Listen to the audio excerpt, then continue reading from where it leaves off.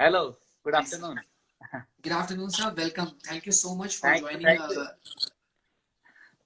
और काफी टेक्निकल तकनीकी समस्याओं के बावजूद भी फाइनली आपने ज्वाइन कर लिया, सर। नहीं नहीं, this is new for me, नया है मेरे लिए Instagram. Right, sir. So something which you tried for the first time और स्ट्रगल करने के बावजूद भी आपने कर लिया। This is also a part of sports management, sportsman spirit. We don't give up. Thank you so much. Yes, sir. So sir, आपके आने के पहले अभी मैं लोगों को आपके बारे में बता रहा था कि बतौर फुटबॉल खिलाड़ी, बतौर एलएनआईपी के कप्तान, आपने अखिल भारतीय विश्वविद्यालय में अपनी टीम को मेडल दिलाया। आपने मध्य प्रदेश टीम के लिए बतौर कोच भी काम किया। फिर आपने किताबें भी लिखी फिजिकल एजुकेशन के नाम पे, हेल्थ एजुकेशन के ऊपर जर्नल्स भी पब्लिश किए। और आज अभी प्रेजेंट टाइम में स्पोर्ट्स मैनेजमेंट डिपार्टमेंट के विभागाध्यक्ष भी हैं Lakshmibai national institute of physical education में। तो इतनी सारी जर्नी, इतनी अलग अलग आपके जो रोल हैं, एक लेखक से लेकर के, एक प्रशिक्षक से लेकर के, एक शिक्षक से लेकर के, और एक स्पोर्ट्स मैनेजमेंट के प्रोफेशनल्स को लेकर के। तो ये सारी जर्नी के बारे में सर एक बार हम ब्रीफ में आपसे जानना चाहेंगे कि ये सब कैसे आप मैनेज करते हैं और क्या खास है जिस वजह से आप इतना कुछ कर पाते हैं। देखिए, मेरी जो फिजिकल एजुकेशन की जर्नी है वो स्टार्ट हुई थी 1993 में, जब मैं बीपी राइट। में ज्वाइन किया था, एलएनआईपी में। और उसके बाद धीरे धीरे फुटबॉल का जो मेरा, पहले से मैं क्लब के लिए खेलता था, लेकिन जो अ, अच्छे से जो मैं पॉलिश हुआ वो एलएनआईपी ग्वालियर में हुआ। प्रोफेशनलिज्म थोड़ा सा यहाँ डेवलप किया मैंने। और उसके बाद जब 99 में एमफिल करके निकला स्पोर्ट्स मैनेजमेंट में, तो मुझे पहले से था कि स्पोर्ट्स मैनेजमेंट एक ऐसा फील्ड है जो फिजिकल एजुकेशन में कहीं गुम गया है, कोई उसे इतना ज्यादा इंपॉर्टेंस नहीं देता।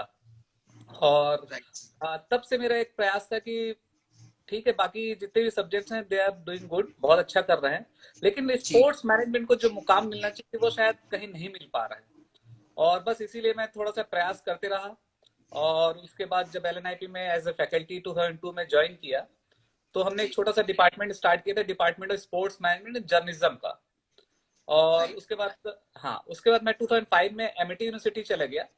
और एमिटी यूनिवर्सिटी में जाने के बाद मुझे लगा कि मैनेजमेंट में बहुत पीछे हैं हम, क्योंकि हम लोग जो मैनेजमेंट सब्जेक्ट पढ़ते थे उसमें रहता है कि ग्राउंड को कैसे मेंटेन करना है, ग्राउंड को कैसे मार्किंग करना है।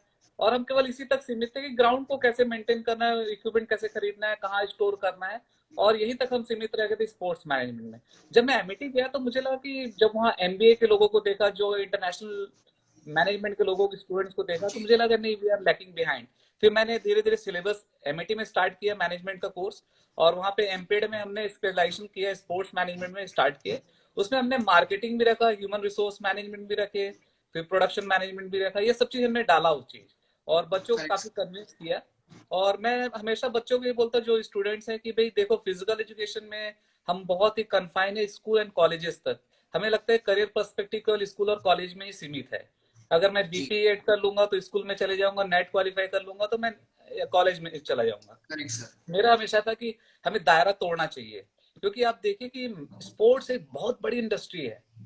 Right, sir. स्पोर्ट्स अभी अगर हम बात करें, पूरे वर्ल्ड में सबसे one of the biggest industry sports है। और हम उस स्पोर्ट्स में कुछ नहीं कर पा रहे हैं। तो करेक्ट, मैंने सर। थोड़ा प्रयास किया कि नहीं, हम कुछ इवेंट में शामिल हों। और क्योंकि एमआईटी यूनिवर्सिटी नोएडा में था, तो वो इंटरनेशनल लेवल के जी। कॉम्पिटिशन बहुत ज्यादा होते थे। आईसीसी वर्ल्ड कप हुआ, then correct, sir. Hockey world cup हुआ। तो हम लोगों ने खुद को, अपने बच्चों को उसमें इंटर्नशिप प्रोवाइड किए, और बच्चों को लेके जाते थे एज ए प्रोजेक्ट। तब वहां पे जाके करेक्ट। मैंने इंटरनेशनल कॉमनवेल्थ गेम्स में भी मैंने काम किया। जब जी। आईसीसी वर्ल्ड कप में मैं ऑस्ट्रेलिया के एक बहुत अच्छे स्पोर्ट्स मैनेजर थे, उनके साथ काम करने का मौका मिला। मैंने देखा कि उनके स्किल और हमारे स्किल में कोई ज्यादा अंतर नहीं है, लेकिन हमारा जी। जो प्रेजेंटेशन है, टेक्निक है, या कुछ कह लीजिए कि मैनेजमेंट स्किल समथिंग मिसिंग है। प्रोफेशनलिज्म थोड़ा सा मिसिंग है, टाइम के लिए पंक्चुअलिटी का जो कुछ मिसिंग है। अदरवाइज हम बहुत जी। अच्छे हैं। फिर मैंने अपने बच्चों को यही कहा कि भाई ठीक है, देखो, आपका पहला चॉइस होना चाहिए, यू शुड गिव 2 और 3 years टू योरसेल्फ। 2-3 साल अपने को दो, और थोड़ा इंडस्ट्री में ट्राई करो, कि दूसरे इंडस्ट्री में, स्कूल कॉलेज में जॉब आपको मिल जाएगा, वो दैट शुड बी सेकेंडरी। और कुछ इंटर्न आप राइट। इंटरप्रेन्योरशिप पे जाओ, स्टार्टअप करो। तो थोड़ा चैलेंजेस भी हो। Correct, sir. लेकिन मुझे अच्छा लगता है कि एमिटी के कुछ मेरे स्टूडेंट्स आज खुद अपना स्टार्टअप कर रखे हैं, एंटरप्रेन्योरशिप कर रखे जी। हैं, खुद की कंपनी खोल रखे हैं, छोटे छोटे इवेंट मैनेजमेंट कंपनी चला रहे हैं। तो यही जी। चीज मैं चाहता था कि हमारे जो स्टूडेंट्स, अभी तक क्या होता है ना, मुझे एक हमेशा फील होता था कि बड़े बड़े इवेंट होते थे, और हम फिजिकल एजुकेशन के स्टूडेंट को हम सबसे लोअर लेवल पे लेके जाते थे उनको एज अ वॉलंटियर, कि वो ग्राउंड मार्किंग करेंगे, ऑफिशिएटिंग करेंगे, टेबल चेयर लाएंगे। तो मुझे वो अच्छा लगता था, मैं चाहता कि मैनेजमेंट में हमारे बच्चे जाएं। और आज देखिए आपको बहुत अच्छा कर रहे हैं बच्चे, तो मैं यही चाहता था कि थोड़ा स्पोर्ट्स मैनेजमेंट उठे, बस यही प्रयास था। और जी अभी भी यही प्रयास चल रहा है। एलएनआईपी में आने के बाद 2015 में sports management coaching department start किए। हमने बड़े बड़े इवेंट ऑर्गेनाइज जी किए, इंटर्नशिप कराए, 3 इंटरनेशनल हमने कॉन्फ्रेंस कराए दिल्ली में, और बहुत अच्छा जी सक्सेसफुल रहा। और अभी हमने कुछ जो कोविड के समय इंटरनेशनल वेबिनार्स भी कराए, जिसमें आप राइट सर बिलीव करें 35,000 पार्टिसिपेट थे उसमें, और 26 कंट्रीज के पार्टिसिपेंट उसमें आए थे। तो एक जी स्पोर्ट्स मैनेजमेंट का है अच्छा इंटरनेशनल लेवल पे। इंडिया में समथिंग इज मिसिंग, तो हमारा प्रयास है कि हम इसमें कुछ थोड़ा सा कंट्रीब्यूट कर सके, तो that will be good for us. Right sir. ऐसे ही है। सर आप इस कोविड के दौरान जो आपके द्वारा किए गए प्रयास थे और एलएनआईपी के माध्यम से, तो उसी के दौरान हम लोगों ने भी आपके बारे में जाना और आपके जो प्रयास है उसके बारे में जाना और कनेक्ट हाँ, होकर के। और हमें भी एक कन्वेंशनल कोर्सेज के अलावा ज्यादा इंफॉर्मेशन नहीं थी।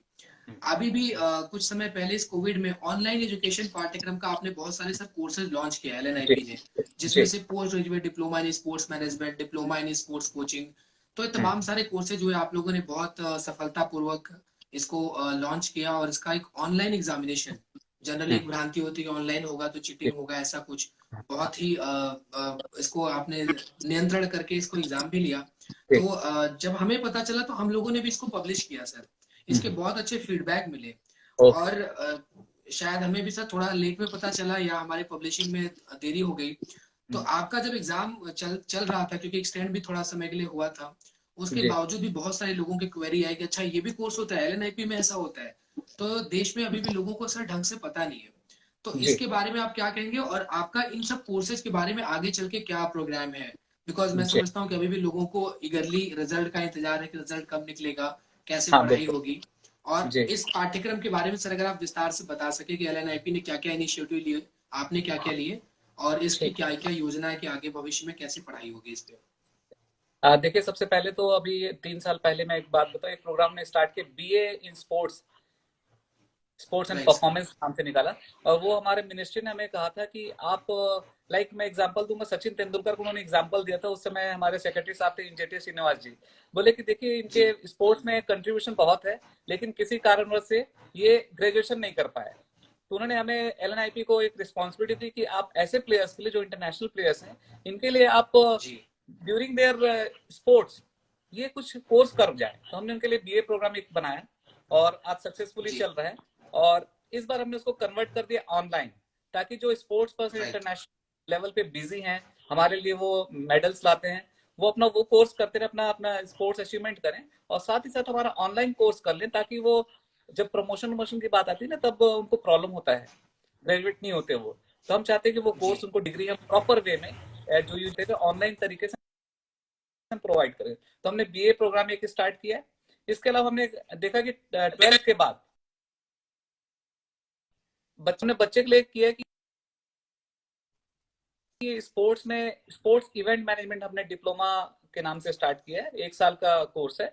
और इसमें हम उनको जी इंटर्नशिप प्रोवाइड करेंगे, और हम उनको मॉड्यूल्स प्रोवाइड करेंगे, उनके कुछ जो अच्छे एक्सपर्ट्स हैं उनके साथ इंटरेक्शन कराएंगे, उनको इंटर्नशिप होगा, जी प्रोजेक्ट देंगे, लाइव प्रोजेक्ट देंगे, जिससे बच्चा एक अच्छा इवेंट मैनेजर बन जाए स्पोर्ट्स में। लाइक अभी देखिए आप जी पूरे पिछले 10 साल में देखिए, स्टार्टिंग विथ हॉकी, हॉकी के बाद आपका रेसलिंग आ गया, फुटबॉल आ गया, क्रिकेट आ गया, बहुत सारे लीग हैं। लेकिन अभी भी कहीं गैप है, वहां पे मैनेजर्स तो हैं, तो एमबीए किए हुए हैं, बीबीए किए हुए हैं, लेकिन मुझे लगता है कि जी जो स्पोर्ट्स मैनेजमेंट का जो बच्चा स्पोर्ट्स खेला होगा, जानता होगा, he will understand the need and demand of player, उसको अच्छे से पता होगा, वो राइट शायद एक मैनेजमेंट स्किल को डेवलप कर लेता है, तो ही कैन प्रूव बेटर। तो हमने उसके लिए एक जो diploma in sports event management बनाया, after 12th you can do, जी दैट इज फॉर 1 ईयर। उसके बाद हमने बनाया PG diploma in sports management. इसमें भी ये होता है कि राइट बच्चा ऑनलाइन, क्योंकि अभी क्या हो रहा है कि कई बार करियर में अभी भी थोड़ा सा इग्नोरेंस है, और लोगों को पता नहीं है इसके बारे में कि स्पोर्ट्स मैनेजमेंट के बाद हम जी करेंगे क्या। तो उनके लिए हमने स्टार्टेड विथ ऑनलाइन कोर्स, ताकि वो कुछ भी कोर्स करते हैं, क्योंकि यूजीसी ने भी कहा है कि आप ग्रेजुएट करते करते आप कोई भी एक ऑनलाइन कोर्स कर सकते हैं। तो हमने कहा कि चलो इसको आप सेकेंडरी के तरीके से स्टार्ट करिए, एंड आफ्टर दैट कि हम उसको इस तरह से मैनेजमेंट स्किल डेवलप कर देंगे। उसमें मार्केटिंग है, प्रोडक्शन है, सेल्स है, प्रमोशंस है, देन ह्यूमन रिसोर्स मैनेजमेंट, हम सब चीज को एक स्पोर्ट्स से रिलेटेड उनको हमने प्रोवाइड करने की कोशिश की है, जिससे अगर बच्चा ग्रेजुएट होने के बाद किसी ऑर्गेनाइजेशन में जाता है तो वो उसको अच्छे से एक मैनेजर के पोस्ट मिल सकता है, और बड़े बड़े इवेंट में ही कैन वर्क। और अभी आप देखिएगा, जैसे आईपीएल के हम क्लब के एग्जांपल लें, तो take example of Delhi Capitals. एक मैं एग्जांपल दूंगा, तो दिल्ली कैपिटल्स केवल इवेंट के समय काम नहीं करता, थ्रू आउट ईयर वो काम करते हैं। तो हमारा जो स्टूडेंट है वो दिल्ली कैपिटल्स को ज्वाइन करता है, तो he will be available for 12 months, उसको 12 मंथ की जॉब मिलेगी। अभी जैसे बहुत सारे लोगों से मैं बात करता हूँ, तो वो बोलते हैं कि सर वो तो आईपीएल तक रखेंगे, उसका तो निकाल देंगे। नहीं, ऐसा कुछ नहीं है, थ्रू आउट ईयर उनको रखा जाएगा और वो उसके लिए परफॉर्म करेंगे। ऐसे हमने स्टार्ट किया है PG diploma in sports journalism. अभी भी देखिए कि क्या है कि आप, I will give example of समीप राजगुरु। समीप राजगुरु एलएनआईटी के पास आउट है, और फुटबॉल के बहुत से गोलकीपर थे, हमारे सीनियर थे। कई बार मैं देखता हूँ उनका जो प्रेजेंटेशन होता है ड्यूरिंग वर्ल्ड कप फुटबॉल या क्रिकेट का, तो उनका जो प्रेजेंटेशन होता है, वो जो वोकेबलरी यूज करते हैं वो स्पोर्ट्स से रिलेटेड होता है, और बहुत कुछ स्पोर्ट्स के जानते हैं, क्योंकि खेले हुए हैं। मुझे लगता है कि अगर हमारे जो स्टूडेंट है, जो फिजिकल एजुकेशन के हैं, जो स्पोर्ट्स खेले हुए हैं, अगर हम इनको स्पोर्ट्स जर्नलिज्म की ओर भेजें, ये भी बहुत बड़ा एक फील्ड है, तो शायद एक अच्छा टेक्निकली साउंड रहे, और शायद अच्छी वोकेबलरी के साथ, अच्छी लैंग्वेज के साथ स्पोर्ट्स को समझते हैं, तो शायद एक अच्छा जर्नलिस्ट भी साबित होंगे। तो बस ये प्रयास तो ये 3 कोर्स हमारे डिपार्टमेंट से चल रहा है। इसके अलावा हमारे जो यूनिवर्सिटी में MSc in sports biomechanics, MSc in exercise physiology, MA in sports psychology, master in sports management, ये सारे कोर्सेज इसलिए स्टार्ट किए हैं क्योंकि पूरा वर्ल्ड स्पेशलाइजेशन की ओर जा रहा है। आज के डेट में आप देखिएगा दूसरे कंट्री में, तो वो किनेसियोलॉजी बायोमैकेनिक्स, तो किनेसियोलॉजी बायोमैकेनिक्स ही पढ़ेगा, बाकी कुछ नहीं पढ़ेगा।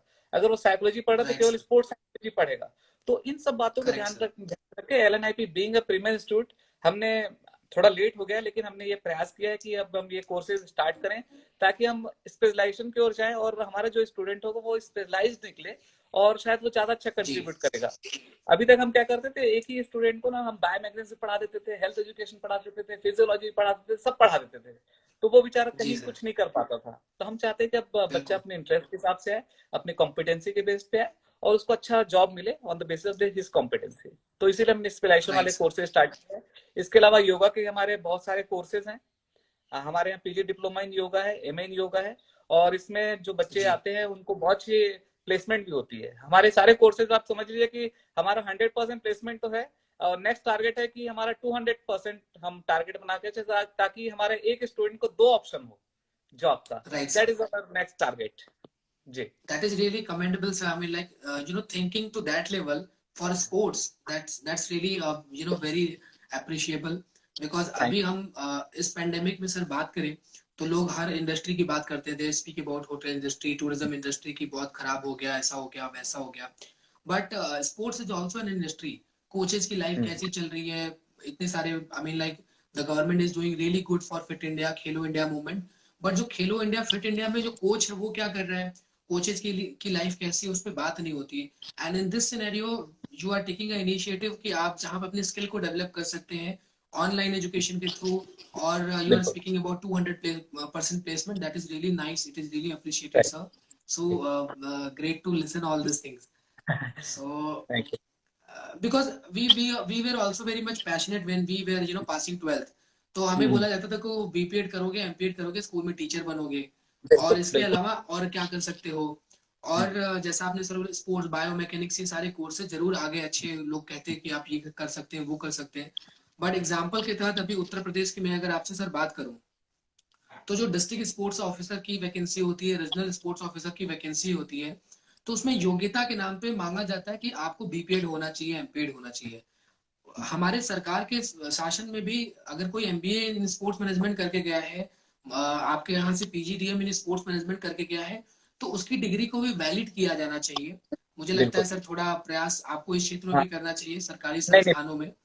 नहीं बिल्कुल, और इसके लिए हमने गवर्नमेंट ऑफ इंडिया को लिखा भी है, और धीरे धीरे हम हमारा अगला प्रयास ये है कि हम स्पोर्ट्स मैनेजमेंट का एक एसोसिएशन बनाने का प्रयास है। अभी देखिए कितना जल्दी जी होता है, कब तक होता है, ताकि हम चाहते हैं कि जो जितने भी इंडस्ट्री है हम उसको एक प्लेटफॉर्म पे लाना चाहते हैं, ताकि sports right sir. Management promote हो। और जितने भी प्लेयर्स हैं, देखिए एक चीज होता है कि फिजिकल एजुकेशन के जितने भी स्टूडेंट आते हैं, जरूरी नहीं कि वो टीचिंग एप्टीट्यूड लेके आए, और जरूरी नहीं कि वो अच्छा टीचर साबित हो सकता है उसमें जी से 20% 40% टीचर्स बने, लेकिन कुछ हो सकता है टेन जी परसेंट हो सकता है वो मैनेजमेंट स्किल उनका अच्छा हो, कुछ के कोचिंग जी स्किल अच्छा हो। तो हम ये चाहते हैं कि करियर पर्सपेक्टिव हम उनको ना बच्चों को ज्यादा से ज्यादा अपॉर्चुनिटी प्रोवाइड करें। जैसे आपने कहा ना राइट कि सर। फिजिकल एजुकेशन में बच्चा जब आता है तो बस उसको ये रहता है कि टीचर बन जाएगा स्कूल में या कॉलेज में। मैं इसी चीज को जी ब्रेक करना चाहता हूँ कि ये जो है ना, इसी ब्रेक करना है कि फिजिकल एजुकेशन में आने के बाद केवल आप टीचर नहीं बनोगे, योर जो एवेन्यूज है दे आर बिग। आपको आपको एक्सप्लोर करना पड़ेगा, आपको इंटरेस्ट रहना चाहिए, और इंटरेस्ट के बेसिस पे जी you have to develop your competency. आप मैनेजर बन सकते हैं, आप फिजियोथेरेपिस्ट बन सकते हैं, आप फिजियोलॉजी के एक्सपर्ट बन सकते हैं, बायोमैकेनिक्स एक्सपर्ट बन सकते हैं, आप टीम के साइकोलॉजिस्ट बन सकते हैं, आप टीम के एनालिस्ट बन सकते हैं। तो बहुत सारे एवेन्यूज हैं जहां आप जा सकते हैं। तो हम जी ना as a LNIP as a premier institute हम यही चाहते हैं कि बच्चों के लिए हम ऐसे कोर्सेज लेके आए जो अट्रैक्टिव भी हो और करियर को ध्यान में रखते हुए बनाए जाए। तो हमने टेलर मेड कोर्सेज बनाए हैं, राइट सर। ताकि बच्चा उसको लेके जाएगा तो उसको जो ये मिसकंसेप्शन है कि जी वो केवल टीचर बनेगा, वो हम नहीं चाहते। हम चाहते हैं कि वो इंटरप्रेन्योर भी बने, अपना स्टार्टअप हो, खुद की इंडस्ट्री खोले, और अच्छा मैनेजर बने। जी फिटनेस मैनेजमेंट हमने बहुत अच्छा कोर्स चला रखा है, PGDFM। और जी हमारे जो स्टूडेंट्स हैं वो बहुत अच्छा लगता है जब वो मेल करते हैं कि सर मैं इस इंडस्ट्री में काम कर रहा हूँ और I am earning a lot, और मैं पर्सनल ट्रेनर बन गया हूँ, किसी कोई फिल्म स्टार का पर्सनल ट्रेनर बन गया है, कोई जिम चला रहा है, तो अच्छा लगता है। तो ये सब ना हमें थोड़ा सा अपने एक्सप्लोर करना पड़ेगा, एरिया को एक्सप्लोर करना पड़ेगा, कि we should not right confine sir. To school and college, हमें बाहर निकलना है। Correct sir. ये मेरे को पता नहीं, मेरे राइट सर। दिमाग में पहले से था कि पहला ऑप्शन दूसरा होना चाहिए, और उसके बाद कहीं नहीं मिलता तो स्कूल कॉलेज तो है। ये मेरी जी सोच वो है। लास्ट ऑप्शन होना चाहिए। बिकॉज बिल्कुल, एक्चुअली वो लोगों मिलेगा। के माइंडसेट, राइट सर, लोगों के माइंडसेट में अभी भी यही है कि schools and college is the only option. दूसरा चीज ये कि अभी जब करेक्ट। हम लोग इस कोर्स को प्रमोट कर रहे थे, because we were also very happy to see कि इस देश में अभी ऐसा पहली बार हुआ कि इस लॉकडाउन के दौरान इस तरह के आपने जो स्किल डेवलप करने के लिए, आज जैसे कोई किसी का भी एग्जांपल हम लेते हैं कि इसको स्पोर्ट्स में बहुत इंटरेस्ट था बट उसने जॉब छोड़ दिया, कुछ ऐसा ग्रेजुएशन कर लिया, job oriented graduation, post graduation करने के बाद he is working somewhere, now he wants to get back to sports, but उसके पास सर ऐसी हिम्मत नहीं है कि वो दोबारा से प्रॉपर रेगुलर तरीके से एडमिशन ले सके या पढ़ाई कर सके। सो उन सबके लिए तो ये बहुत बड़ी अपॉर्चुनिटी है कि वो अपने पैशन के लिए कुछ कर सकेंगे। और मुझे लगता है कि जैसे आपने सर बताया कि आईपीएल में लोग बोलते हैं कि सर वो तो सिर्फ 2 महीने की जॉब है, तो अभी भी हाँ। पेरेंट्स और गार्जियन में, चूंकि हम लोगों ने भी जब लोगों में इन सब कोर्सेज के बारे में बताया, तो यही अपडेट मिला कि इसको करने के बाद हम कहाँ काम कर सकते हैं, आईपीएल में, वॉलीबॉल लीग में, कबड्डी लीग में, लेकिन वो तो सिर्फ साल में 2 महीने होता है, कितने पैसे मिल जाते हैं, क्या होता है। बिल्कुल बिल्कुल सो जॉब बिल्कुल। Orientation is one of the most important thing, and I am so proud कि एलएनआईपी ने इतना अच्छा इनिशिएटिव लिया, क्योंकि ये हमारे देश के लिए बहुत बहुत इंपॉर्टेंस रखता है। और हाँ अभी जैसे सर आईपीएल चल रहा है, आईपीएल के ऊपर आपने एक किताब भी लिखी, काफी अच्छी। तो जी। आईपीएल में सर क्या आपको लगता है कि आने वाले 4-5 सालों में अगर इस तरह की कुछ स्थिति होती है, जैसे कि पिछली बार भी हुआ था, कुछ समस्याएं आती हैं, तो हम विदेशों का रुख करते हैं, हम दुबई जाते हैं, हम साउथ अफ्रीका में आईपीएल का मैच कंडक्ट करते हैं, क्योंकि इंडिया में चुनाव है या इंडिया में पेंडेमिक है, तो हमारे पास एक प्रॉपर कॉम्पिटेंट स्पोर्ट्स एनवायरनमेंट नहीं है, या फिर हमारे पास स्पोर्ट्स मैनेजर्स नहीं जो इन सब चीजों को हैंडल कर सके। तो आपको सर इस नहीं, पर्सपेक्टिव में क्या रीजन इस लगता है बार कि आने वाले जो 2 साल। जी सर। नहीं देखिए, जो साउथ अफ्रीका में भी जो हुआ था और जो अभी दुबई में हो रहा है, इसके ना रीजन अलग हैं। जी फॉर एग्जाम्पल अभी तो पेंडेमिक है, जी और इंडिया देखिए स्पोर्ट्स मैनेजर की कमी नहीं है, स्पोर्ट्स मैनेजर तो है अभी तक। देखिए हाँ स्पेसिफिक स्पोर्ट्स मैनेजर की कमी है, क्योंकि अभी जो एमबीए बीबीए वाले दे आर कवरिंग, लेकिन वो अच्छा काम कर रहे हैं, उनकी कमी नहीं थी, मैन पावर की कमी नहीं थी। कमी इस बात थी कि जी गवर्नमेंट शायद एक सिक्योर एनवायरनमेंट प्रोवाइड नहीं कर रहा था, और सेम वे आईपीएल भी करना था, क्योंकि बहुत अगर आईपीएल अगर पोस्टपोन हो जाता है या एक साल कैंसिल हो जाता तो बहुत लॉस होते हैं। सेम वे करते हैं जो साउथ अफ्रीका में भी हुआ, और ड्यूरिंग आपका उस समय इलेक्शन चल रहा था, और गवर्नमेंट रिस्क लेना राइट नहीं सर। चाहता था, तो इसलिए कराना पड़ा। Correct sir. अदरवाइज मैनेज यहाँ पे मैनेजर मैनेजर बहुत अच्छे हैं। सबसे अच्छा एग्जाम्पल हुआ, वो स्कैम हुआ। लेकिन पॉजिटिविटी आप देखिए कि इतने बड़े इवेंट को वॉलंटियर्स ने, मैनेजर्स ने अपने दम पे करा लिए। तो एक बहुत बड़ा, कभी भी आप जी देखिए हमें इवेंट हम अच्छा ऑर्गेनाइज करते हैं, कॉमनवेल्थ गेम्स हो, वर्ल्ड कप हॉकी हो, वर्ल्ड कप क्रिकेट हो, सीरीज हो, लीग हो, वी आर गुड ऑर्गेनाइजर। हम बॉर्न एक थोड़ा सा हमारे में है, वो राइट होस्ट सर। करने की हमें आदत है ना, वो हम मान के चलते हैं, तो वो है। जी हाँ यस, करेक्ट मैनेजमेंट सर। इस थोड़ा सा मिसिंग है, वो हमें थोड़ा सा डेवलप करना पड़ेगा। मैं मानता हूँ, एक्सेप्ट करता हूँ कि मैं अभी हमें मैनेजमेंट नहीं आता, और इसीलिए हमें कई बार वी हैव टू डिपेंड जी ऑन फॉरेन मैनेजर्स। लेकिन अगर हम ये कोर्सेज राइट सर। स्टार्ट हम खुद करें, क्योंकि यूनिवर्सिटी की रिस्पॉन्सिबिलिटी कि हम ये कोर्सेज को स्टार्ट करें। मैं एक एग्जांपल आपको छोटा सा देना चाहता हूँ। कॉमनवेल्थ गेम्स में because I was part of trainer, तो हमने 16,000 वॉलंटियर्स प्रिपेयर किए थे, और उस इवेंट के बाद वो कहाँ गए हमें उसका कोई डेटा नहीं पता। सेम वे 2012 जी में जब लंदन ओलंपिक्स हुआ, तो उन्होंने बहुत अच्छे से करा, उनको पता था कि भाई 6 साल पहले पता चल जाता है आपको ओलंपिक करना है। उन्होंने क्या किया कि जी एक प्रोग्राम चला स्पोर्ट्स मैनेजमेंट का, और उन्होंने एक एक साल के जी डिग्री उस समय स्टार्ट किया, और उससे उन्होंने दे प्रिपेयर, यूनिवर्सिटी ने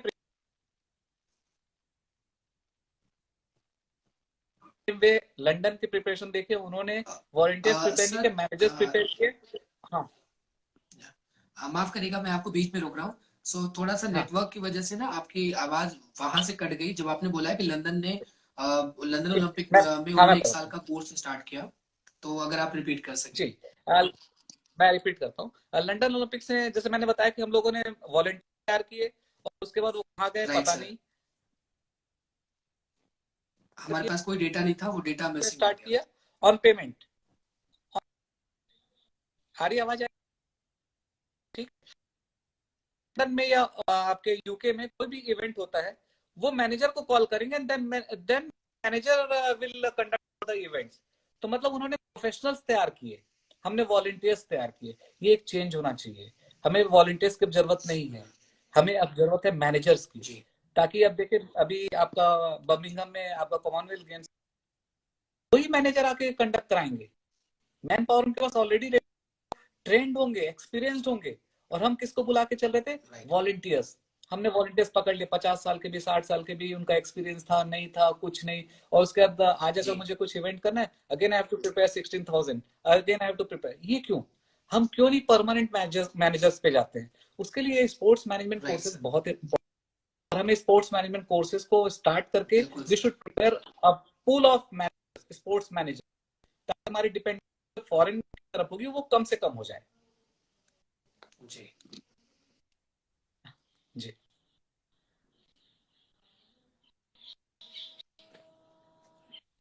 हाँ सत्य जी।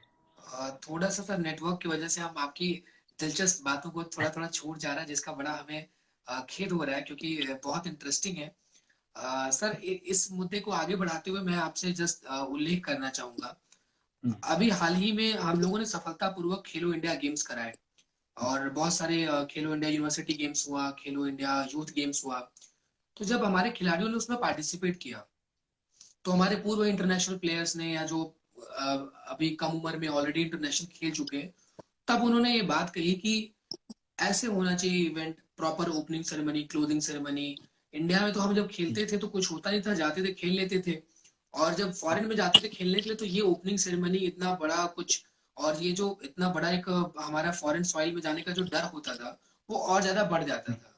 तो इस तरह से भव्य तरीके से ऑर्गेनाइज कराने से हमारे अंदर का जो एक झिझक है वो ज्यादा निकल रहा है। तो हम लोगों को करेक्ट। एहसास हुआ कि अच्छे स्पोर्ट्स मैनेजमेंट की कितनी आवश्यकता है, कितना ये इफेक्ट डालता है किसी के पहले इंटरनेशनल इवेंट बिल्कुल को लेकर के, या कितना जरूरी है बिल्कुल। किसी का झिझक किल करना। और इसी संदर्भ में मैं आगे एक बात बढ़ाना भी चाहूंगा सर, कि हमने अभी दो नेशनल गेम्स कराए, केरला में कराए नेशनल गेम्स, इसके पहले झारखंड में कराए। हम सब जानते हैं झारखंड में हर साल अखबार में आता था कि अगले साल होगा, अगले साल होगा, अगले साल होगा। फिर केरला में भी सर उसके जस्ट नेक्स्ट साल होना था, इतनी बार पोस्टपोन हुआ। और अभी गोवा में भी सर 2-3 बार पोस्टपोन हो गया, और अभी तो मान लीजिए पेंडेमिक आ गया तो 2020 में।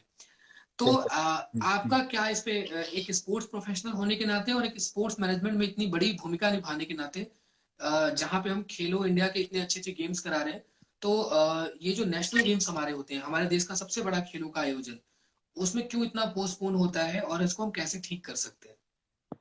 देखिए सबसे पहले तो हमें ना स्पोर्ट्स कैलेंडर बनाना चाहिए, और एक साल का नहीं, राइट हमें 4 साल का स्पोर्ट्स कैलेंडर बना के चलें।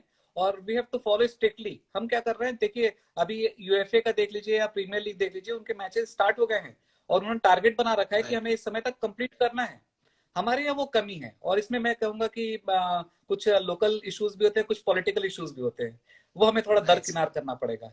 अगर हमें स्पोर्ट्स जी। को, क्योंकि देखिए कई बार होता है कि मान लीजिए मैं अंडर 21 के लिए सेलेक्ट हुआ और राइट मुझे सर। परफॉर्म करना, पता चला कि उस साल इवेंट नहीं हुआ, नेक्स्ट ईयर तक मैं ओवर एज हो गया, तो आई लॉस्ट अपॉर्चुनिटी। राइट। वो चीज हमें करेक्ट समझना सर। है कि प्लेयर्स प्लेयर्स का फॉर्म एक बहुत इंपॉर्टेंट चीज है, वो परमानेंट होता नहीं है। बच्चा जब जब स्पोर्ट्स पर्सन अपने फॉर्म में उस साल इवेंट नहीं हुआ, कितना नुकसान हुआ, उसने पीरियडाइजेशन किया था, शेड्यूल बना के चला था। तो हमें स्ट्रिक्टली, एक सबसे इंपॉर्टेंट चीज है कि हमें ना शेड्यूल जो हम सबसे पहले तो हम शेड्यूल बनाएं और शेड्यूल को स्ट्रिक्टली जी। फॉलो करें। कुछ भी हो जाए, देखिए पेंडेमिक आ गया, दैट इज अदर इशू, वो एक्सेप्शनल है। अदरवाइज कोई भी राइट। चीज हो, अगर हम इलेक्शन 5 साल में करा सकते हैं, बाकी चीज हर साल हो सकता है, तो स्पोर्ट्स कैलेंडर को हम क्यों स्ट्रिक्टली फॉलो नहीं करते हैं? इसमें थोड़ी सी राइट सर। जो फेडरेशन है उनकी भी गलती है, क्योंकि देखिए फेडरेशन में भी आप कई प्रोफेशनल्स नहीं है। टेक जी। एग्जांपल ऑफ क्रिकेट, तो हमेशा सब लोग कहते हैं कि क्रिकेट ने पूरे गेम को खराब कर दिया, खत्म कर दिया हमारे। क्रिकेट ने खत्म नहीं किया, क्रिकेट ने अपने आप को डेवलप किया, and we should learn from cricket कि how right sir. Structured they have organised each and every event. उनका शेड्यूल बना है राइट तो सर। बना है, और स्ट्रिक्टली फॉलो करते हैं। तो हम ना क्रिकेट को क्रिटिसाइज करने के बजाय क्रिकेट से हम सीखें, बीसीसीआई से सीखें, और हम अपना शेड्यूल बिल्कुल बना के सर। चलें, and strictly we should adhere by the schedule. तो देखिएगा कोई भी इवेंट ना पीछे नहीं रहेगा, और आपका इवेंट होता है। मैं अभी छत्तीसगढ़ गया था, छत्तीसगढ़ बिकॉज आफ्टर जो आपका गोवा है, उसका छत्तीसगढ़ का नंबर है, तो वो कई जी। साल से उसको प्रिपेयर कर रहे हैं कि हमारा नंबर कब अच्छा। आएगा। तो दैट इज वेरी जी जी। बैड। हाँ, ये गलत है, और हमें शेड्यूल बनाना चाहिए, कैलेंडर नहीं बनता है, और इसी कारण से हम रह जाते हैं। अगर स्कूल के कैलेंडर जी। बन सकते हैं, यूनिवर्सिटी के कैलेंडर बन सकता है, तो हमारे स्पोर्ट्स के भी कैलेंडर बन सकते हैं, और हमें बनाना राइट चाहिए। सर। बस वही चीज है कि हमें थोड़े जी। से प्रोफेशनल्स को हमें इन्वॉल्व करना पड़ेगा। Correct sir. क्योंकि सर जैसे आपने एग्जांपल दिया कि अंडर 21 कोई पार्टिसिपेट कर रहा है, 2 साल 3 साल नहीं हुआ, जैसे गोवा वाला इवेंट अभी 3 साल, जी 2014 जी के बाद हमने नेशनल गेम्स नहीं करा पाए, 6 साल हो गए। और इसके पहले जब हुआ था 2010 में हुआ था, मैं समझता हूँ रांची में, रांची नेशनल गेम्स झारखंड में जो हुए थे। तो सर 4 4 साल में तो ओलंपिक हो जाते हैं सर। तो करेक्ट। हमारे देश में इन सब चीजों की जो आपने जैसा बताया कि प्रॉपर कैलेंडर फॉलो करना चाहिए। एंड बहुत अच्छी बात आपने कही कि क्रिकेट से हमें सीखना चाहिए। आईपीएल का कैलेंडर मिस हो गया था, उन्होंने कराया अबू धाबी में, तो they took this also as an opportunity. India में प्रॉब्लम थी तो उन्होंने साउथ अफ्रीका में जाके कराया, इलेक्शन की वजह से, जिस भी वजह से। तो हमें भी अन्य खेलों को या फेडरेशन को सीखना चाहिए। लेकिन फेडरेशन तो सर आपसी झगड़े में भी बहुत हमारे देश में ये भी विडंबना है कि हर फेडरेशन का कुछ ना कुछ विवाद होता है। तो what is your take on the federation issues और इनके जो डिस्प्यूट्स होते हैं? तो इसके लिए भी क्या आपका कोई प्लान है कि फेडरेशन में झगड़े ना हो, खिलाड़ियों का इस वजह से नुकसान ना हो? नहीं, बिल्कुल, देखिए सबसे इम्पोर्टेंट चीज है कि जो फेडरेशन हैं और जो फेडरेशन के पदाधिकारी हैं, उनको ये सोचना चाहिए कि वो खेल में है खिलाड़ी के कारण। तो सबसे पहले उनको जो देखना चाहिए, जो पहला उनका प्राइम,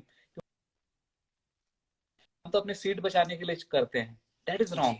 दूसरा एक चीज है कि लोढ़ा कमेटी ने बहुत अच्छे से सब चीज बनाया है, हम फॉलो नहीं कर रहे हैं। उन्होंने बहुत अच्छे टर्म जी। कंडीशन सब रखे हैं, लेकिन अपने सेल्फिश मोटो के कारण उसको फॉलो नहीं कर रहे हैं। हमें उसको फॉलो राइट। करना चाहिए। हमें अपने जो पुराने स्टार प्लेयर्स थे, उनको शामिल करना चाहिए स्ट्रेटेजिक प्लानिंग में। हम उनको बिल्कुल राइट दरकिनार सर। कर देते हैं रिटायरमेंट के बाद।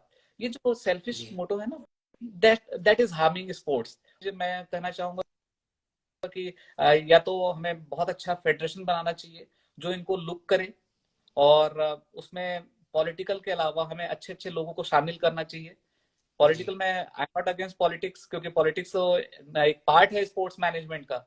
Political approach right. बहुत इंपॉर्टेंट है, लेकिन हम इसमें राइट। स्ट्रेटेजिक प्लानिंग के लिए अगर हम आयोग बना सकते हैं, एक योजना आयोग बना सकते हैं, तो स्पोर्ट्स के लिए भी एक ऐसा आयोग हमारा होना चाहिए जो इसको लुक करे। और इसमें हम जी। प्राइवेट सेक्टर के अच्छे मैनेजर्स को इन्वॉल्व करें, इंडस्ट्री के लोगों को इन्वॉल्व करें, और जी। उनको देखिए। एक चीज और है कि इंडस्ट्री को हम इन्वॉल्व करें, लेकिन हाईजेक नहीं होना चाहिए स्पोर्ट्स, क्योंकि कुछ गेम ऐसे हो गए हैं कि जो बिल्कुल प्राइवेट कॉर्पोरेट के हाथ में हाईजेक हो चुके हैं। वो हमें ध्यान रखना है कि हाईजेक ना हो। और जी। हमारे जो भी इसमें पदाधिकारी बनते हैं, फेडरेशन में आते हैं, उनको उनके कुछ टर्म कंडीशन होना चाहिए कि वो अगर राइट किस सर। बेसिस पे बन सकते हैं, क्या है उनके, करेक्ट सर। और उनका पोर्टफोलियो क्या है, what should be their responsibility and roles, लिखा जाता है लेकिन उसको फॉलो नहीं करते। यही हमारे हार्म कर रहा है। हमें सबको मिलके, जी हमें स्पोर्ट्स के बारे में सोचना है, मुझे एक फेडरेशन के बारे में नहीं सोचना है, लेकिन इस सारे फेडरेशन के ऊपर में केवल मिनिस्ट्री का रोल नहीं, कोई एक आयोग होना चाहिए। उस आयोग में अच्छे लोग बैठे, जी कॉम्पिटेंट लोग बैठे, और वो पूरे हर गेम को, हर फेडरेशन को लुकआउट करे, ऑडिट करे, प्रॉपरली उनके कार्य को देखे, और उनको बताए कि भाई आपका शेड्यूल है, whether you are following your schedule और नॉट, आप कैलेंडर फॉलो कर रहे हैं कि नहीं कर रहे हैं, आपके इवेंट हो रहा है राइट कि सर। नहीं हो रहा है। ये एक आयोग, मुझे लगता है कि एक आयोग होना चाहिए जो इन सबको देखेगा, एक कमीशन जी होनी चाहिए। जी। Right sir. हमें भी सर लगता है कि आपकी जो बात है बिल्कुल 100% फिट बैठती है, जो सिनेरियो जो माहौल चल रहा है स्पोर्ट्स में खास तौर से। क्योंकि जैसे एफएसएसएआई है जो फूड कंट्रोल को देखती है, क्वालिटी चेक करती है, उसी तरह हाँ, स्पोर्ट्स के लिए बिल्कुल भी होना चाहिए। बिल्कुल। और आपके फुटबॉल खेल से 2014 की जस्ट एक घटना मैं मतलब ऐसे उल्लेख करना चाहूंगा कि हम्म, बहुत सारे जो स्पोर्ट्स के राइटर्स हैं उन्होंने बहुत क्रिटिसाइज भी किया था कि हम्म, उत्तर प्रदेश स्टेट में एक अंडर 17 महिलाओं का फुटबॉल कैंप चल रहा था, हम्म, स्टेट टीम का, जिनको नेशनल में पार्टिसिपेट करना था। But due to some reasons on the last day state team ने पूरा का पूरा टीम चेंज कर दिया, एक नई टीम बना हम्म, दी। फिर बहुत सारे कंप्लेन हुए, बहुत सारी चीजें हुई। तो हमारे नेशनल फुटबॉल फेडरेशन ने, ऑल इंडिया फुटबॉल फेडरेशन ने उत्तर प्रदेश स्टेट एसोसिएशन को 5 साल के लिए बैन कर दिया। तो उस हम्म, पर एक हास्यास्पद कमेंट था कि ये खिलाड़ियों का कितना बड़ा नुकसान कर दिया आपने। अब तो खिलाड़ी बिल्कुल। को कंप्लेन भी करना होगा तो सर नहीं कर पाएगा कि अब 5 साल के लिए खेलने को नहीं मिलेगा। तो बिल्कुल ऐसा ही कुछ होना चाहिए, क्योंकि हाँ, हमारे देश में मुझे लगता है कि जैसा आपने कहा ना कि ये बहुत मिसिंग चीजें हैं और हम्म, स्पोर्ट्स मैनेजमेंट की बहुत सारी आवश्यकता भी है। हम्म, इसके अलावा सर अभी हमने स्पोर्ट्स फेडरेशन की बात कर ली, हमने नेशनल गेम्स की बात कर लिया। आजकल सर प्राइवेट लीग्स भी बहुत है। अगर हम बात करें मैराथन की, देश में हम्म, इतने वृहद स्तर पे मैराथन होते हैं जहाँ पे लोग पे करके पार्टिसिपेट करते हैं। Nowadays we are just making a survey जिसमें डिजिटल हम्म। मैराथन्स की अगर हम बात करें तो देश भर में एक महीने में 50 से अधिक वर्चुअल मैराथन्स कंडक्ट किए जा रहे हैं। तो what is your take on this कि हम क्या वर्चुअल, अभी भी पेंडेमिक कितना चलेगा, कब तक हम ओके कर पाएंगे, वैक्सीन कब तक आएगा, क्या हम लोग एक वर्चुअल मैनेजमेंट कुछ कर सकते हैं या कुछ अलग मैनेजमेंट प्लान बना सकते हैं स्पोर्ट्स को प्रमोट करने के लिए प्रॉपरली, ट्रेनिंग के लिए? देखिए, जो virtual marathon through out globe globe चल रहा है, हम इसको ले सकते हैं कि ठीक है, दैट इज ऑल्सो गुड, कम से कम कुछ हो तो रहा है। तो पॉजिटिव हमें राइट लेना चाहिए सर। कि कम से कम कुछ हो तो रहा है। करेक्ट। और एक्चुअली पेंडेमिक में एक चीज और आ गया कि लोगों को अवेयरनेस आ गई कि भाई अगर if you want to be fit, तभी आप फाइट कर सकते हो, तो you have to be fit. Right तो वो सर। थोड़ा सा लोगों में अवेयरनेस आया और मैराथन में दौड़ रहे हैं। वो हमें देखिए, अभी वर्चुअल क्लासेस की बात है, वर्चुअल जो मैनेजमेंट की बात है, जब तक कि हम वैक्सीन नहीं आता तो शायद हमें वर्चुअल करना पड़ेगा। और हमें राइट सर। वर्चुअल मैराथन होता है या वर्चुअल इवेंट्स हो रहे हैं, तो I am not against that. कम से कम हमारे स्पोर्ट्स को उन्होंने जिंदा तो रखा है, कम से कम लोगों में अवेयरनेस तो आ रहा है, तो that is good way. Right और सर। अभी देखिए, कुछ जगह इवेंट भी स्टार्ट हो गए हैं बाय जी following proper all the guidelines. तो वो ठीक भी है, क्योंकि देखिए अभी निकट भविष्य में तो कुछ दिखाई दे नहीं रहा है कि कब तक सिचुएशन सही होगा, क्योंकि जी हर दिन कुछ नया नया मैसेज आता है, हर दिन कोई नया सुनने में आता है कि भाई दिसंबर में जी शायद एक नया वेव आने वाला है, फिर से बढ़ेगा पेंडेमिक। और तो लोगों को कुछ ना कुछ तो करना पड़ेगा। तो इवेंट जैसा भी चल रहा है, जो चल रहा है, we have to promote that, और हमें उसको साथ देना चाहिए। हाँ, एक राइट चीज है सर। कि दे कैन नॉट रिप्लेस, जो हमारा जो इवेंट होता है, एक्चुअल इवेंट, उसको रिप्लेस तो नहीं कर सकता। हाँ, ये थोड़ा सा एडिशनल है कि हाँ, इसको थोड़ा सा ऐड कर रहा है, थोड़ा सा जिंदा रखा हुआ है, और लोगों में थोड़ा राइट सा सर। एक माहौल बना है। तो केवल वो हेल्प कर जी सकता है, रिप्लेस फॉर टाइम बीइंग है, जी बस ये। हाँ। Right sir. सर 2022 में हमारे पास एशियन गेम्स भी होने वाले हैं, 2022 में कॉमनवेल्थ गेम्स भी होंगे 2022 में सर। तो और अभी पेंडेमिक चल रहा है, 2021 आने की दहलीज पे हमें। तो अगर ये पेंडेमिक का जैसा अभी अभी अभी आपने कहा कि कुछ क्लियर तो है नहीं, कोई एग्जैक्ट फ्यूचर का आइडिया नहीं है, तो हमारे क्या मैनेजमेंट प्लान होने चाहिए जिससे हमारी ट्रेनिंग प्रभावित ना हो, जो हमारे टैलेंट है उनको हम ऊपर ला सके। इसके लिए क्योंकि हम इसको बहुत सारे कोचेस को भी भेजते हैं, आपकी जो भी बातचीत है तो उनके पास भी कुछ रास्ता नहीं, क्योंकि आजकल क्लासेस वो फ्रिक्वेंटली कंडक्ट नहीं कर पा रहे। तो सारे खिलाड़ियों का ओवरवेट भी हो गया है। जैसे हम कम्बट स्पोर्ट्स की बात करें, बॉक्सिंग में अभी हमारे साथ जुड़े थे छोटे लाल यादव जी, तो उन्होंने बताया मैरी कॉम जी का भी वेट काफी वेरिएशन हुआ, डेंगू से प्रभावित है। हम्म, तो बहुत सारी समस्याएं हैं, और जहाँ पे कोच हर जगह जाकर के ट्रेनिंग नहीं दे सकता सभी को, तो उनको उनकी क्या मेथोडोलॉजी होनी चाहिए, हम इस पे क्या मैनेजमेंट स्किल्स अपना सकते हैं जिससे हमारा स्पोर्ट्स पूरी तरह से प्रभावित ना हो, और 2022 के एशियन गेम्स में और कॉमनवेल्थ गेम्स में हम अच्छा परफॉर्मेंस दे सके। देखिए, सबसे इम्पोर्टेंट चीज है कि जो प्लेयर्स हैं उनके जो जी सर। अभी शेड्यूल चल रहा है, शेड्यूलिंग इज वेरी इंपॉर्टेंट। और देखिए, सबसे राइट इंपॉर्टेंट सर। चीज उनके पास फैसिलिटी कितना अवेलेबल है, इक्विपमेंट्स कितने अवेलेबल हैं, इनको ध्यान में रखते हुए जी देखिए, हमें अगर मेडल लाना है तो थोड़ा सा देखिए, हम स्पोर्ट्स पर्सन बोलते हैं, डेडिकेशन होना बहुत इंपॉर्टेंट है। और उसके लिए मैं एक्सक्यूज राइट नहीं दूंगा। देखिए, हमारे हाथ में कुछ भी नहीं है, सब हेल्पलेस है। लेकिन अगर जो भी राइट अपॉर्चुनिटी, जैसा भी सिचुएशन बन रहा है, हमें उसको ध्यान में रखते राइट हुए we sir. Have to make plan. और कोचेस के साथ देखिए, आप शेड्यूल लीजिए। अगर कोच आपके पास नहीं आ जी रहा है, आप शेड्यूल लीजिए। और आपको देखिए, चीटिंग नहीं करनी है, आपको वो स्ट्रिक्टली उसको फॉलो करना है। देखिए, जी जो कुछ आज हमारे पास अवेलेबल है, हम जैसे स्पोर्ट्स मैनेजमेंट या मैनेजमेंट बात करते हैं कि whatever resources you have to make plan. तो आज के डेट में ये राइट हो सर। रखा है कि हमारे पास जो भी रिसोर्सेज अवेलेबल हैं, विदाउट गिविंग एक्सक्यूज, मुझे उसी में तैयारी करनी है। कि देखिए, केवल पेंडेमिक इंडिया में ही नहीं है, पूरे वर्ल्ड में है। और आप देखिए कि जी सभी खिलाड़ी जो फॉरेन में भी है, वो भी प्रैक्टिस कर रहे हैं। और मैं यहाँ पे एग्जांपल दूंगा नोवाक का, और आपका एग्जांपल देना चाहता हूँ आपके रोनाल्डो का। ये पहले से भी ज्यादा जी फिट हो गए, लेकिन वो एक्सेप्शन है क्योंकि उनके पास फैसिलिटी अवेलेबल है। तो सबसे इंपॉर्टेंट राइट चीज है कि गवर्नमेंट और प्लेयर दोनों को मिलकर काम करना है। गवर्नमेंट मिनिमम जो भी प्रोवाइड कर सकता है, keeping in mind all the guidelines, वो प्रोवाइड करें। और प्लेयर प्लेयर को भी जी चाहिए कि प्लेयर अपने शेड्यूल को अपने कोचेस से वर्चुअल भी ले सकता है, ऑनलाइन ले सकता है, और उसका स्ट्रिक्टली उसको फॉलो करे। क्योंकि देखिए, फिटनेस को खोने में कुछ समय लगता है, लेकिन उसको बनाने में बहुत जी टाइम लगता है, to build fitness. Right sir. तो इसलिए प्लेयर को इफ मेडल जीतने का रहेगा तो है, हमें मेहनत तो करनी पड़ेगी, एक्सक्यूज देना नहीं पड़ेगा। गौर ये कि उनको जो भी मिनिमम रिसोर्सेज प्रोवाइड कर सकते हैं, वो उनको प्रोवाइड करें।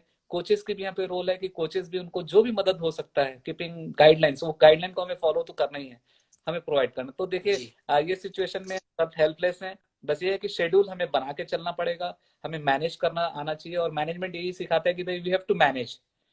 तो अभी भी शायद यही है राइट कि we sir. Have to manage pandemic situation, है ना? Right sir. राइट।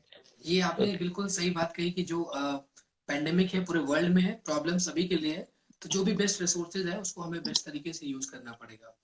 सर हमने स्पोर्ट्स को एक इंडस्ट्री के रूप में भी बात किया, तो लाइक यू सेड कि आपके जब आप एमएटी में थे आपने एग्जांपल दिया कि आपके बच्चे एंटरप्रेन्योर बने, आपको अच्छा लगता है, उन्होंने स्टार्ट किया छोटे लेवल से, आज अच्छा कर रहे हैं, किसी ने फिटनेस मैनेजमेंट में अच्छा किया। सो अगर सर हम आज इंजीनियरिंग की तरफ बात करें, स्पोर्ट्स इंजीनियरिंग के हमारे देश में प्रॉपर तरीके के कोर्सेज नहीं है। अभी भी जो हमारे मैन्युफैक्चरर्स हैं जो इक्विपमेंट बनाते हैं सर, लाइक हमारे स्पोर्ट्स के इक्विपमेंट बनाते हैं, तो उनके पास भी वो बहुत ट्रेडिशनल वे है, वे मेथड्स है। अगर मैं क्लोथिंग की बात करूं, जैसे अभी फिट इंडिया का कुछ इवेंट हमारे स्पोर्ट्स मिनिस्टर साहब करने गए जैसलमेर में, तो वहां पे सर गर्मियों में बहुत गर्मी होती है, तो हम कपड़े किस तरीके के पहने, और इंडिया में तो अलग अलग वेदर भी रहता है, तो इस पे हमारा रिसर्च नहीं होता। वी हैव फैशन टेक्नोलॉजी के कई सारे इंस्टीट्यूट्स हैं, बट प्रॉपर स्पोर्ट्स वेयर कैसे होने चाहिए, इस पे हमारे इंस्टीट्यूशंस या इस पे हमारा रिसर्च वर्क नहीं करता। तो do you have any particular plan, या इस पे आपकी कोई राय जानना चाहूंगा सर। देखिए, स्पोर्ट्स साइंसेस को हमने अभी तक, जितने भी स्पोर्ट्स इंडस्ट्री है, उन्होंने अभी तक उसको एक्सेप्ट नहीं किया। अभी हमारे जो इक्विपमेंट्स बनाते जी हैं, उन्होंने स्पोर्ट्स बायोमैकेनिक्स को कभी सजेशन नहीं लिया। सेम वे अभी एक हमारा जो मुंबई में एक जी वुल सर। कंपनी है, टेक्सटाइल की है, मिनिस्ट्री ऑफ टेक्सटाइल के अंदर आता है। वो हमारे पास आए थे ग्वालियर में, और उन्होंने हमारे साथ एमओयू साइन किया कि किस प्रकार का हमें जी ड्रेस बनानी चाहिए जो टेम्परेचर को रेगुलेट कर सके, अकॉर्डिंग टू वेदर हो, क्लाइमेटिक कंडीशन के।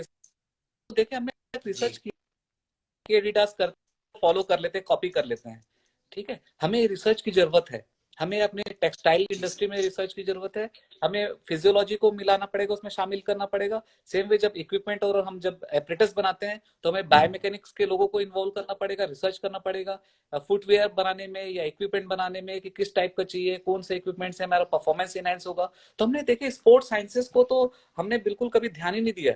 वो तो अच्छा है कि जी अभी गवर्नमेंट स्पोर्ट्स साइंसेस पे बहुत ज्यादा फोकस कर रहा है, और वो स्पोर्ट्स साइंसेस को इन्वॉल्व कर रहे हैं स्पोर्ट्स में, कि भाई हम जो परफॉर्मेंस इनहेंस करना है, तो हमें स्पोर्ट्स साइंसेस को लेके चलना पड़ेगा।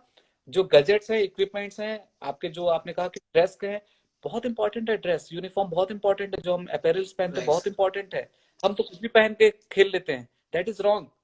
हमें इसमें रिसर्च करने की जरूरत है। और देखिए, जी रिसर्च ही एक मिसिंग है स्पोर्ट्स में, क्योंकि रिसर्च हुआ ही नहीं है इंडिया में। और जी इसीलिए सर बीइंग इंस्टीट्यूट, एलएनआईपी का भी एक बड़ा रोल है। और हम रिसर्च पे फोकस कर रहे हैं, स्पोर्ट्स साइंस पे फोकस कर रहे हैं। और हम रियल राइट मायने में रिसर्च करके हम स्पोर्ट्स प्लेयर को, स्पोर्ट्स के जो कोचेस हैं उनको हम हेल्प करना चाहते हैं। That will be our right sir contribution.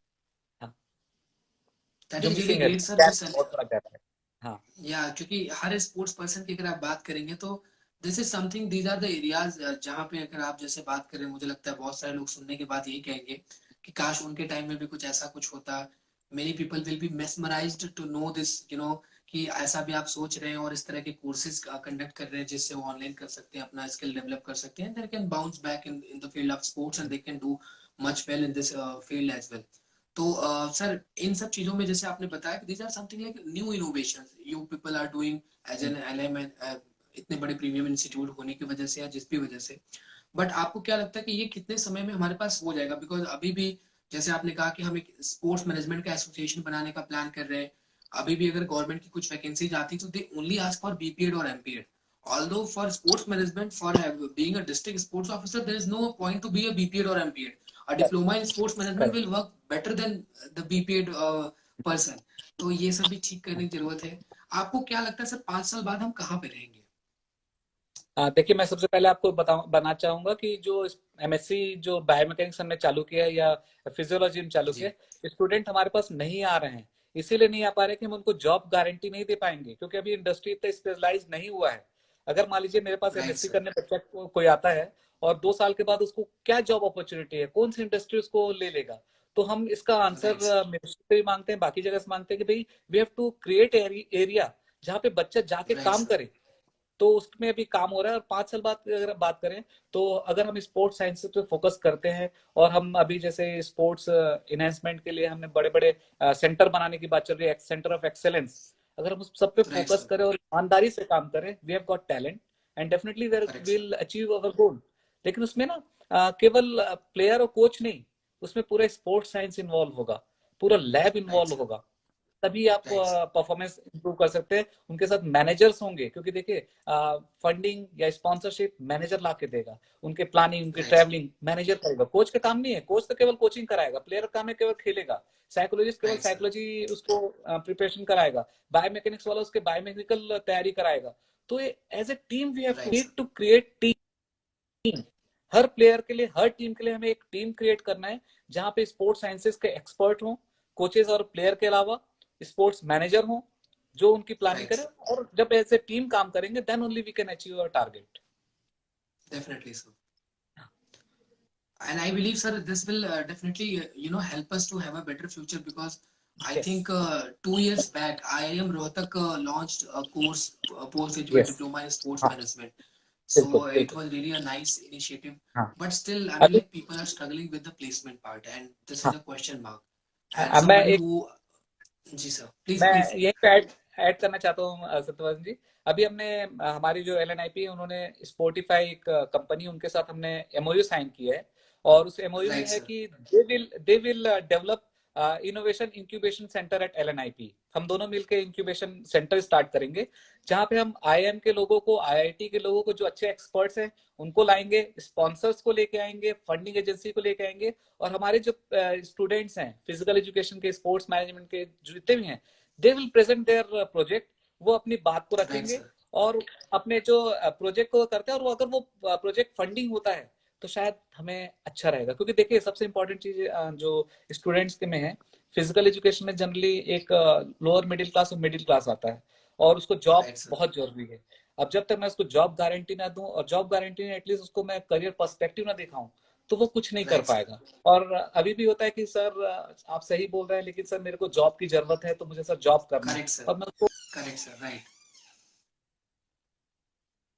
Develop कर, इंक्यूबेशन सेंटर, वहां बच्चा आके अपनी बात रखे, अपने बिजनेस प्लान को दे, हम उसको स्पॉन्सर के साथ उसकी मीटिंग कराएं, और स्पॉन्सर उसको फंडिंग करे, और दोनों मिलकर एक प्रोजेक्ट बनाए, एक कंपनी बनाए, तो शायद स्पोर्ट्स को जी बहुत फायदा होगा। So that is our next target. और बिल्कुल सर। देखिएगा बहुत जल्दी आपको एलएनआईपी में एक इनोवेटिव इंक्यूबेशन सेंटर मिलेगा जो फिजिकल एजुकेशन में अभी तक कहीं स्टार्ट नहीं हुआ है।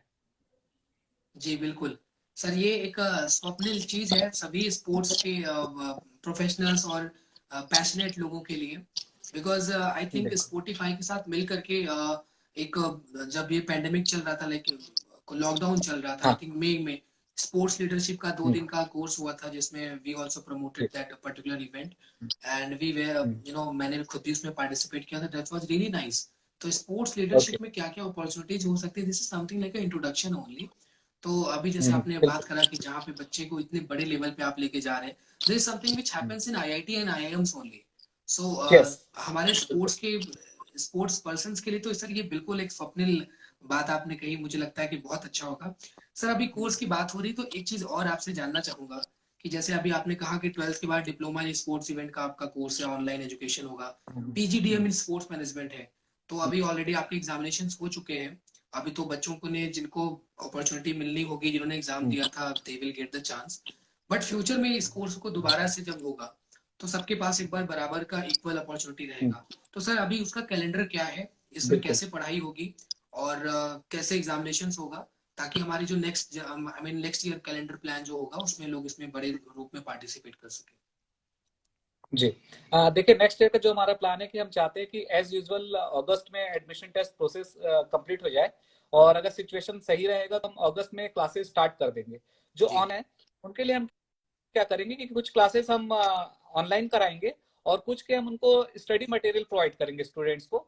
और कुछ एक्सपर्ट्स को राइट हम सर। इनवाइट करके इंटरेक्शन कराएंगे। और साथ ही साथ हम बच्चों को जो भी हमारे जो स्टूडेंट्स होंगे उनको हम इंटर्नशिप प्रोवाइड करेंगे। ठीक है। तो right sir. They have to write project, they have to attend internship, they have to attend classes online. और हम उनको स्टडी मटेरियल प्रोवाइड करेंगे। और जो भी एग्जाम होगा वो उनके ऑनलाइन होगा। तो आप ये समझ लीजिए जी कि उनको एलएनआईपी कैंपस में एक बार भी आने की जरूरत नहीं है। वो ओके। जहां पे भी हैं वो वहीं पे रह के हमारे कोर्स को बहुत अच्छे से कर सकते हैं। Right sir. हाँ। दैट इज रियली नाइस, क्योंकि आज की डेट में travelling is also an issue. And yes. I am हाँ। श्योर कि जिस तरह का एलएनआईपी ने अपॉर्चुनिटी दिया है, तो कश्मीर से लेकर कन्याकुमारी तक सभी खेल प्रेमियों के लिए जो भी स्पोर्ट्स में इंटरेस्ट रखते हैं उनके लिए जी। यहाँ पे ये कोर्स करने का डेफिनेटली मन होगा। लेकिन ट्रेवलिंग अपॉर्चुनिटीज और इन सब चीजों की समस्याएं होंगी। और जो लोग जॉब में होते हैं, जो नौकरी करते हैं, उनके लिए सबसे हाँ बड़ी बिल्कुल। समस्या ये होती है, वो सोचते हैं तो करने के लिए, लेकिन कैसे जाना है, कैसे क्या करना है। सर इस साल जो अभी तक टेस्ट हुआ है उसमें चूंकि आपने कहा जैसे अगस्त में टेस्ट हो जाए, अभी तो नवंबर आ गया है, तो अभी उसकी कब रिजल्ट आएंगे, उसका सेशन कब से स्टार्ट होगा? मैं बताना चाहूंगा कि रिजल्ट हमारा बाय 15th ऑफ दिवाली के पहले हमारा रिजल्ट आ जाएगा। और हमारे right classes sir. Most probably 17 तक हम इनको फीस जमा करना होगा। अभी जो टेंटेटिव है मैं आपको बता रहा हूँ। Right sir. और by 20th of November classes start हो जाएंगे। और जो इस बार का शेड्यूल है हम चाहते हैं कि मार्च में इनका पहला सेमेस्टर कंप्लीट हो जाए। और उसके बाद राइट सर। कोई ब्रेक नहीं होगा, क्लासेस ओके। कंटिन्यू चलेंगे। एंड ड्यूरिंग अक्टूबर और मे बी सितंबर इनका एग्जामिनेशन कंप्लीट हो जाएगा सेकंड सेमेस्टर का। ताकि ये जो राइट बैच सर। है क्योंकि हम ज्यादा डिले भी नहीं करना चाहते। और सितंबर तक हम चाहते हैं कि इनका जो सेकंड सेमेस्टर कि नॉट ओनली फॉर जो स्पोर्ट्स इवेंट मैनेजमेंट है ऑनलाइन कोर्सेज हमारे बीपेड एमपेड के हम चाहते हैं कि सितंबर तक सबके रिजल्ट हम निकाल दें। तो हम बिना ब्रेक के कोई भी टीचर को कोई लीव नहीं मिलेगा और हम इसको कंटिन्यू चलाएंगे। राइट। मार्च में पहला एग्जाम कर लेंगे पहला सेमेस्टर। और सेमेस्टर का और इवन सेमेस्टर का हम चाहते हैं कि सितंबर तक हम कोर्स कंप्लीट कर लें सारे कोर्सेज राइट सर। ताकि नेक्स्ट ईयर जो है सेशन हमारा टाइम से स्टार्ट हो जाए। Correct sir. दैट हाँ। Is also one of the biggest sports spirit what we can see. क्योंकि ऐसा शायद ही कोई होता है जो इतना सोचता है कि बच्चों की डिग्री लेट ना हो, और टीचर्स सारे सेक्रीफाइस करने के लिए तैयार हो कि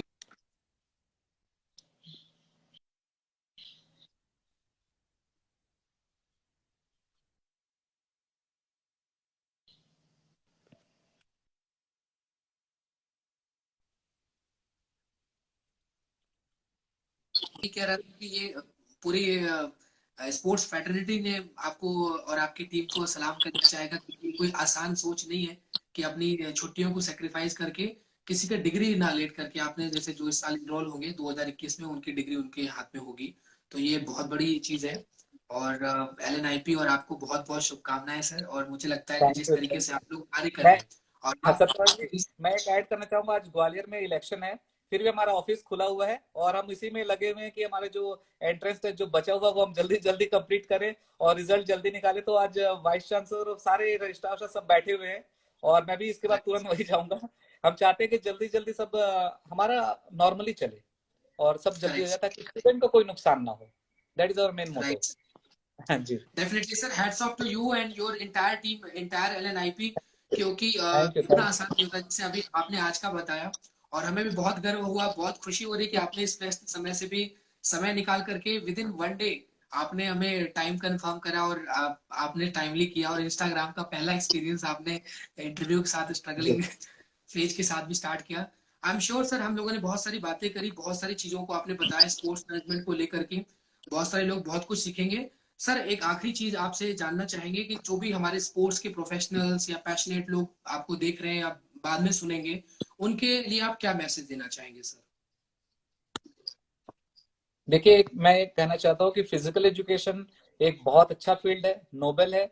और केवल फिजिकल एजुकेशन में आने से केवल आप पीईटी या टीचर नहीं बनेंगे या आप लेक्चरर नहीं बनेंगे। जो एवेन्यूज ओपन करता है आपके लिए बहुत करियर पर्सपेक्टिव है।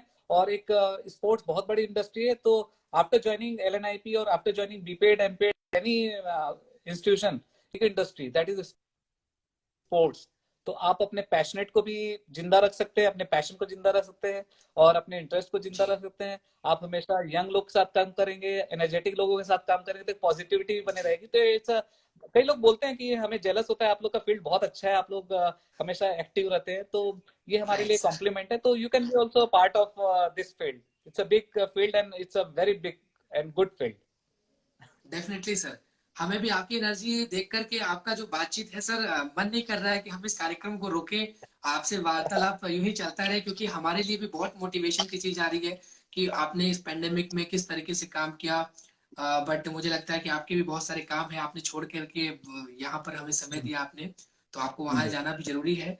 और समय समय पे सर आपसे मार्गदर्शन भी हम लोग लेना चाहेंगे, क्योंकि हम स्पोर्ट्स को हम लोग भी अपनी तरफ से प्रमोट करना चाहते हैं। और ऑल द बेस्ट आपको, और खेलगांव की पूरी टीम की तरफ से आपको बहुत बहुत तहे दिल से शुक्रिया।